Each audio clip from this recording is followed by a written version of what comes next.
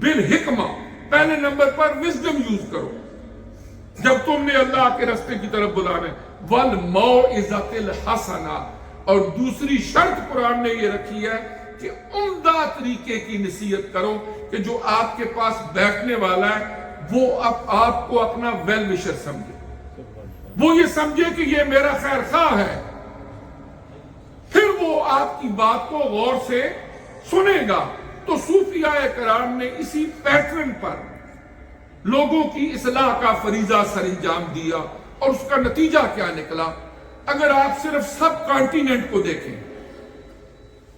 وہاں پر جو اسلام پھیلا اس میں ایک بڑا کردار ان صوفیاء کرام کا ہے۔ یہ جو بڑی بڑی آپ کو خانقاہیں نظر آتی ہیں، آپ لاہور جاتے ہیں، وہاں پر حضرت داتا گنج بخش رحمت اللہ تعالی علیہ وہ وہاں پر آئے، لوگ آپ کے ارد گرد جمع ہوتے، اکثریت ہندوؤں کی تھی، اور جو خود راجو جوگی پنجاب کا گورنر تھا وہ بھی آپ کے ہاتھ پہ آ کے مسلمان ہوا، اور پھر لکوک لوگوں نے آپ کے ہاتھ پر اسلام قبول کیا۔ حضرت خواجہ معین الدین چشتی اجمیری رحمت اللہ علیہ اجمیر میں تھے، پاک پتن میں حضرت خواجہ فرید الدین گنج شکر رحمت اللہ علیہ، اسی طرح حضرت ملتان میں آپ چلے جائیں، وہاں بڑے بڑے بزرگوں کے وہ مزارات، ان لوگوں کی بڑی خدمات ہیں۔ لیکن ہوا یہ کہ وقت کے ساتھ ساتھ ان کی جو اصل وراثت تھی جب وہ باوجود آگے منتقل نہ ہوئی، اور یہی خانقاہیں ایک ایسی صورت اختیار کر گئی کہ وہاں سب کچھ ملتا ہے ہدایت کے سوا، بہت ساری جگہ ایسی بھی ہیں، پھر لوگوں کو موقع ملا ان پر انگشت کمائی کرنے کہ جی یہ ہوتا ہے، صوفیاء تو یہ ہوتے ہیں، ان کے اندر فلاں خرابی ہے۔ بات یہ نہیں ہے۔ کیا جھوٹے خدائی کے دعوے دار اس زمین پر نہیں رہے؟ کیا نمرود نے جھوٹی خدائی کا دعویٰ نہیں کیا؟ کیا فرعون نے انا ربکم الاعلی کا نعرہ نہیں لگایا؟ تو ان جھوٹے دعوے داروں کی وجہ سے تم سچے خدا کے بارے میں زبان درازی کرو؟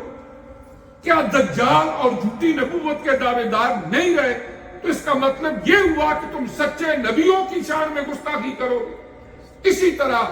اگر کوئی لبادہ ولایت کا اوڑھ کے